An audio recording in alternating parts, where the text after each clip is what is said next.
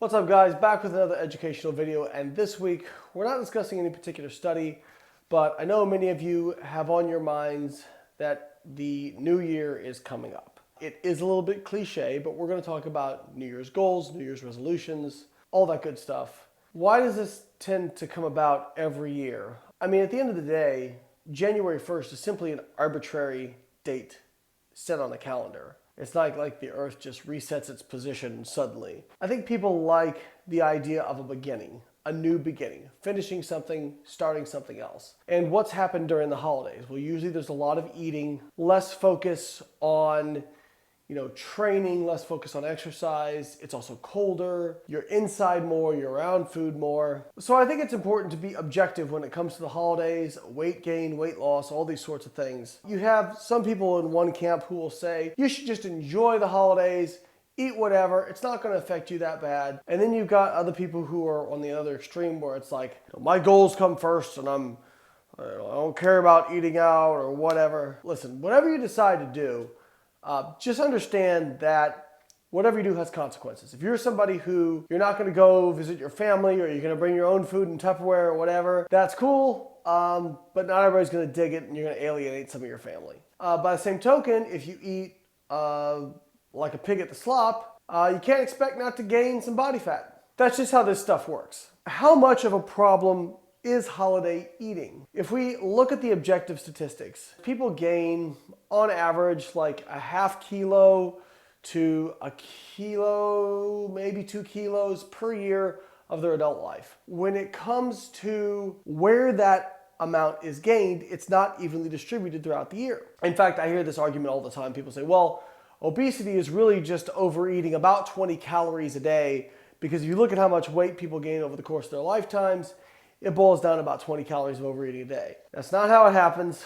I promise you, if you cut 20 calories out of your diet, absolutely nothing will happen. What happens is that people tend to concentrate their overeating at one time of year. In fact, we showed that over 90% of weight that's gained during the year is during the months of November and December. Why is that? Most likely holiday eating. And the research shows that most people who put that weight on average, don't take it off. Now, of course, there are people who do take it off. There are people who lose weight during the holidays, but that's not the average. We're talking about the average. So now you get to the end of the holidays, you've gained some body fat, you're not feeling your best, and here comes the first of the year, you're ready to get back into your routine, all that kind of stuff. The first thing I'll say is you need to come up with a plan entering the holidays to begin with. Because if you want to get off this merry-go-round, you got to find a different approach to handling the holidays, because I'm sorry, you can't just eat whatever you want, however much of it you want, and expect that to turn out okay in terms of your body composition. When you're setting up your goals for the year, what can you do to make things more productive? A lot of people go into the first of the year with their big goal in mind. I'm going to do this year. Let's say your goal is to lose 50 pounds. That's a pretty big goal. That's quite a bit of weight to lose in a year. In fact, that's averaging about 1 pound a week, which doesn't sound like much, but over the course of a year, that's a lot. Now what happens? You get into it, you're going, things are going well, maybe you lose 5-10 pounds, and then you hit a setback. Or then you have a week that's inconsistent. Or you go out of town, or somebody's in town, or you have a wedding, or it's Valentine's Day, or it's your birthday, whatever. Guess what? Stuff's gonna come up. That is just how life works. You got to have plans for this. Nothing drives me more crazy than people, I get this every year at Thanksgiving, people who are like, oh my God, I overate at Thanksgiving. And it's like, what, did like Thanksgiving sneak up on you? You didn't know it was the second to last Thursday of the month every November? Like they come out of nowhere? No, you know this is going to happen, so plan for it. Be ready for it. Like if you know you're going on vacation for a week, maybe that's not the best time to try and do a fat loss phase.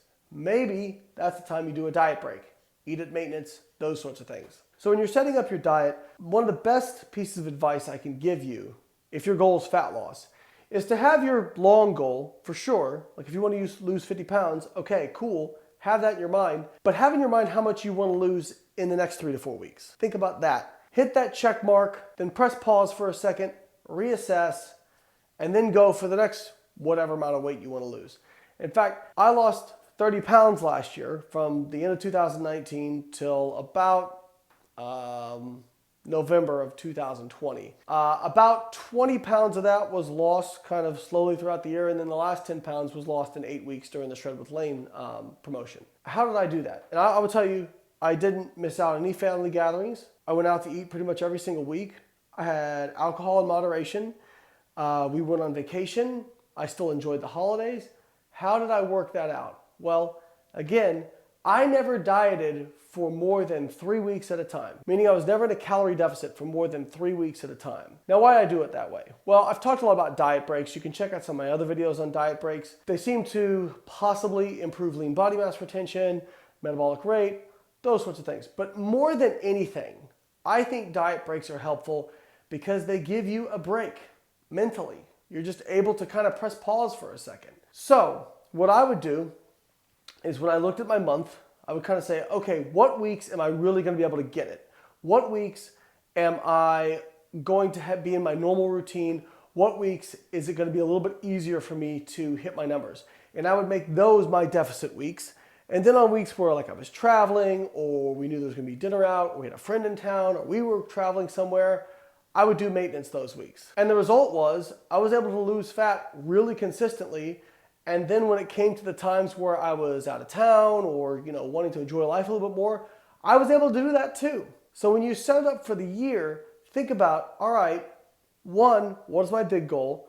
2, what is my shorter term goal in terms of the next month? And 3, where in this month coming up, am I most likely to have my best success? Is it going to be when I am traveling for work and I'm going to be, out for 12 hours during the day and that sort of thing? Probably not. Is it going to be when I go to my birthday party for my 40th birthday in Aspen? I'm not talking about myself, but just in general. Like I'm going to Aspen for my 40th birthday. Oh yeah, I'm going to try and do fat loss during that. No, that's stupid. Don't do that. Hit the switch to maintenance. Enjoy your time. It will help refresh you. And when you enter your fat loss phase, it's going to be more effective. What I tend to see happen is people try to diet through these sorts of events. They try to diet through vacations. They try to diet through life events. They try to do calorie restriction through all these things.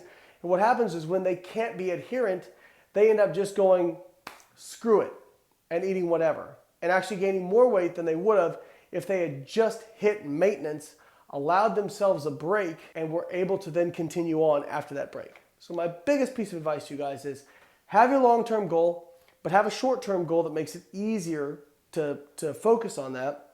And 2, use diet breaks.